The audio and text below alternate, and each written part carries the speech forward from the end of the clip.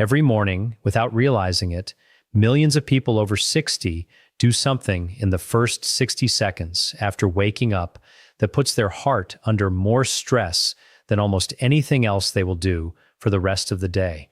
Not exercise, not a heavy meal, not an argument or a stressful phone call, the moment they get out of bed. And here is what makes this so important. The first 2 hours after waking are, according to multiple published medical studies, the most dangerous hours of the entire day for your heart. The risk of a heart attack during this window is significantly higher than at any other time. The risk of stroke is higher. The risk of a dangerous cardiac arrhythmia is higher. And yet almost nobody talks about this in a way that is practical and clear enough for the people who need to hear it most. I am Dr. Michael Lin, and welcome back to Dr. Michael Lin's Senior Health.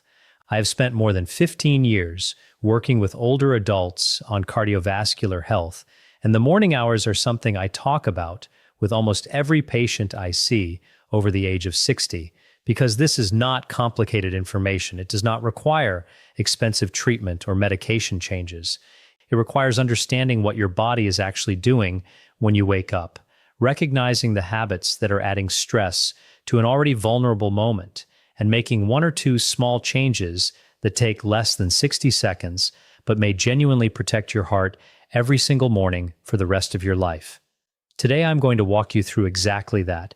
By the end of this video, you will understand why the morning is such a critical window for cardiovascular health, which 5 common morning habits are quietly stressing your heart without you realizing it, and a simple 1-minute protocol you can start tomorrow morning that helps your body transition from sleep to wakefulness in a way that is far safer for your heart and your circulation. Before we start, I want you to do one thing. In the comments below, tell me what the very first thing you do every morning is the moment your alarm goes off. I read every single comment, and I promise you, by the time this video ends, your answer to that question may change. Let us start with what is actually happening inside your body during those first minutes after you wake up, because understanding this changes everything. When you are asleep, your body is in a state of carefully managed rest. Your heart rate is lower. Your blood pressure naturally drops by 10 to 20% compared to your daytime levels. Your blood vessels are relaxed. Your nervous system is calm. It is one of the most genuinely restful states your cardiovascular system experiences in any given 24 hours, and it is essential for your heart's recovery and repair. Then the alarm goes off, and within minutes, your body launches into what cardiologists call the morning surge. This is not a dramatic phrase. It is a precise description of a well-documented physiological sequence that creates a significant spike in cardiovascular demand every single morning, and it involves 3 separate systems activating simultaneously. The first is cortisol. Cortisol is often called the stress hormone, but it is also your body's primary wake-up signal. Its levels follow a daily rhythm, low during the night and beginning to rise in the hours before you wake, reaching their highest point in the early morning. This cortisol surge increases your heart rate, raises your blood pressure, and puts your cardiovascular system into a state of heightened activity. It is necessary. It is what gives you the energy to function during the day. But it also means your heart is already working harder than it was during the night, even before you have done anything at all. The second is dehydration. During the hours you spend sleeping, you lose fluid continuously through breathing and through your skin. You do not drink anything to replace it. By the time you wake up, your blood is slightly more concentrated and thicker than it was when you went to sleep. Thicker blood is harder to pump. It moves through the arteries with more resistance. This adds additional workload to a heart that is already dealing with the cortisol surge. The third is the activation of the sympathetic nervous system, which is the part of your nervous system responsible for the fight or flight response. Upon waking, this system begins releasing adrenaline, constricting blood vessels, and preparing your body for physical and mental activity. Blood pressure rises further. Vessels tighten. The heart works harder still. Now put all 3 of these together: a cortisol spike already elevating heart rate and blood pressure, slightly thickened blood that requires more effort to pump, a sympathetic nervous system flooding the body with adrenaline and tightening the blood vessels. This is your cardiovascular system every single morning before you have even lifted your head from the pillow. A study published in the journal Heart found that heart attacks occurring during the early morning hours tended to cause more damage to the heart muscle than those occurring at other times of day. The underlying physiology we just discussed is a significant part of the reason why. The morning surge creates a window of genuine cardiovascular vulnerability, and it is during this window that the habits I am about to describe add unnecessary additional stress to a system that is already working at its limit. Let me walk you through the 5 morning habits that are quietly stressing your heart, because some of these will surprise you. Habit number 1 is jumping straight out of bed. This is the most common and the most immediately dangerous habit on this list, and I want to explain exactly why, so you truly understand what happens inside your body when you do it. When you are lying down, your blood is distributed relatively evenly throughout your body. The moment you stand up, gravity immediately pulls a significant volume of blood downward into your legs and abdomen. In a young, healthy person, the body compensates within a second or two. Special pressure sensors called baroreceptors detect the drop in blood pressure and send rapid signals to the heart and blood vessels to adjust. The heart beats faster, the vessels constrict, and blood pressure stabilizes almost before the person notices anything. But here is the critical difference for adults over 60. With age, this compensation system becomes slower and less precise. The baroreceptors respond more slowly. The blood vessels are less elastic and take longer to adjust. The result is that blood pressure can drop sharply for several seconds, sometimes longer, when you stand up too quickly. This is called orthostatic hypotension, and the symptoms are the dizziness, the lightheadedness, the brief blurring of vision, and in some cases, the actual fainting that so many seniors experience but so rarely connect to this mechanism. That drop in blood pressure is followed by a reactive rise as the body overcompensates. This cycle of sharp drop followed by a spike is called hemodynamic stress, and it is exactly the kind of cardiovascular strain that is most dangerous during the morning window, when the system is already under pressure from the cortisol surge and sympathetic activation. I want to share something with you that I think about often. I have worked with patients who experience falls getting out of bed in the morning, falls that led to broken hips, head injuries, surgeries, and months of rehabilitation.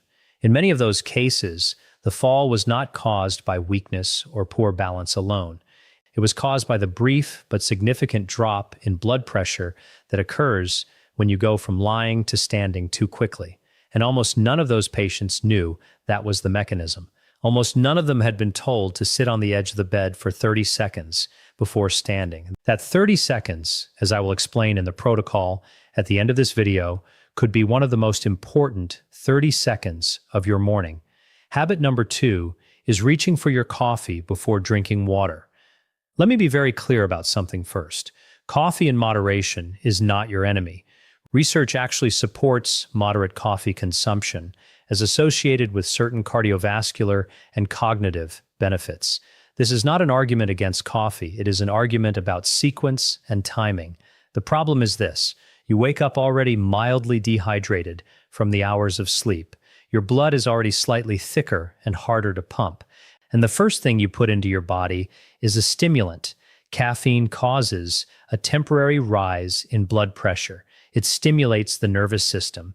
It adds another layer of activation to a cardiovascular system that is already in the middle of its morning surge. When you add caffeine to an already elevated cortisol level, you are stacking a stimulant on top of a stimulant. For most healthy younger adults, this is manageable. For someone over 60 whose cardiovascular regulation is naturally less flexible, this combination creates an unnecessary and entirely avoidable additional burden on the heart. The solution is extraordinarily simple and costs nothing. Before your coffee, drink 1 glass of water at room temperature, just 1 glass. This begins to rehydrate your blood, reducing the viscosity that your heart is working against. It gives your body the fluid it lost during sleep before you add any stimulants to the equation. And then, once you have had your water and let your body wake up more naturally, enjoy your coffee. The coffee is not the problem, the sequence is. I call this the water first rule. 1 glass of water before anything else. It is a 30-second habit that meaningfully changes the conditions your heart is working in during those first critical morning minutes. Habit number 3 is picking up your phone the moment you wake up. I understand why this happens. For most people, the phone is the alarm clock. The moment the alarm goes off, the phone is already in your hand. And once it is in your hand, checking messages, reading emails, scrolling through news headlines, or opening social media feels almost automatic. It takes less than 10 seconds to go from turning off the alarm to reading something that triggers a stress response. Here is why this matters for your heart. Your brain does not cleanly distinguish between a real physical threat and an urgent email or alarming news story. The stress response that gets activated is similar in both cases. Cortisol rises further, adrenaline increases, heart rate and blood pressure go up. You have essentially created a second stress response on top of the physiological stress surge that is already happening naturally, and you have done it voluntarily in the first 60 seconds of your day before your body has had any chance to adjust gradually from sleep to wakefulness. This is one of the most significant and most overlooked contributors to morning cardiovascular stress that I see in the lives of my patients. And the solution is one of the simplest in this entire video. For the first 30 minutes after waking, leave the phone alone. Not an hour, just 30 minutes.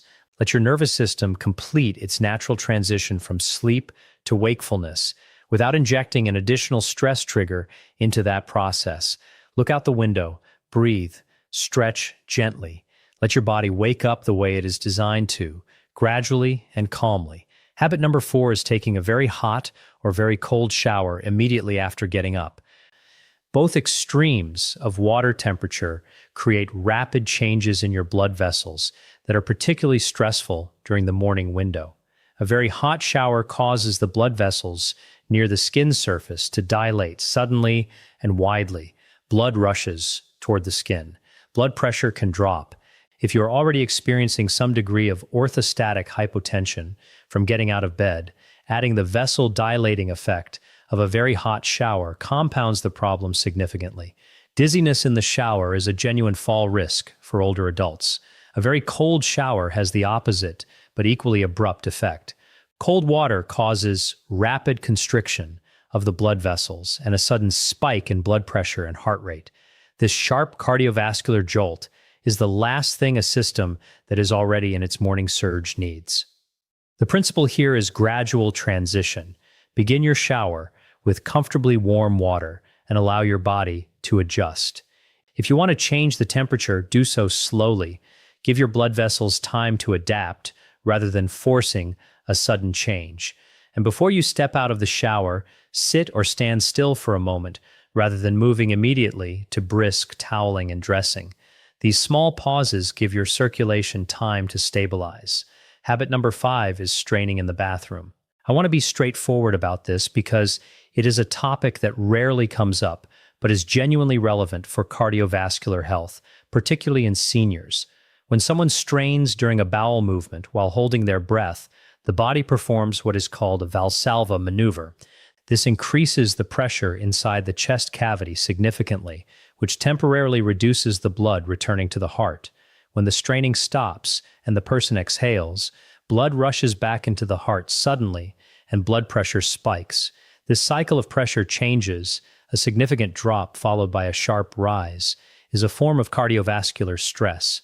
In the morning, when the cardiovascular system is already in its most vulnerable window, adding this additional pressure fluctuation is unnecessary risk. In individuals with fragile cardiovascular systems, this mechanism has been documented in medical literature as an occasional trigger for serious cardiac events. The long-term answer is addressing constipation through adequate hydration, dietary fiber, and regular gentle movement. The immediate practical answer is simple. Do not hold your breath while straining. Exhale slowly and steadily through your mouth instead. This one change, significantly reduces the pressure fluctuation and is something you can apply starting tomorrow morning. Now, I want to give you the practical solution that brings everything we have discussed together. I call it the 1-minute morning heart protocol, and it is the single most effective thing you can do for your cardiovascular safety in the morning. It takes exactly 60 seconds and can be done before you have even left your bed. Phase 1 is what I call the horizontal awakening, and it takes 20 seconds. Your alarm goes off, you turn it off, and instead of getting up, you stay exactly where you are. Take 3 slow, deliberate breaths. Inhale gently through your nose for 4 counts. Hold briefly. Exhale slowly through your mouth for 6 counts. Do this 3 times. This controlled breathing sends a direct calming signal to your nervous system. It activates what is called the parasympathetic response, which is the counterbalance to the fight or flight activation, and it begins to bring your cortisol and adrenaline response into a more manageable range. While you are breathing, gently wiggle your toes and flex your ankles. Make slow circles with your feet. These small movements activate the muscle pumps in your calves, which are responsible for pushing blood back up from the legs toward the heart. Starting this circulation while you are still horizontal means that when you do eventually stand, there is less blood pooled in the legs and less of a drop in pressure. Phase 2 is the safe sitting position, and it also takes 20 seconds. Roll gently onto your side, bend your knees toward your chest. Use your arms to slowly push yourself up to a seated position on the edge of the bed, with both feet flat on the floor. And now comes the part that most people skip entirely because it feels like wasted time. Stay there, just sit. For 20 full seconds, do not stand up, do not reach for your phone, just sit quietly at the edge of the bed. During these 20 seconds, your body is doing something remarkable. Your baroreceptors are reading the new blood pressure conditions in the seated position and sending adjustment signals. Your blood vessels are beginning to respond. Your heart rate is adjusting. Your circulation is redistributing gradually and in a controlled way rather than all at once. By the time those 20 seconds are over, your body is far better prepared for the transition to standing than it would have been if you had jumped straight up from lying down. While you are seated, continue to make gentle ankle circles. This keeps the calf muscle pumps active and continues to support blood return to the heart. Phase 3 is the assisted standing, and it takes the final 20 seconds. Place both hands on your thighs for support. Lean slightly forward from the hips, which shifts your center of gravity in a way that makes standing mechanically safer and less likely to cause a sudden pressure change. Then slowly, using the strength of your legs rather than a sudden push, rise to standing. Once you are standing, stop.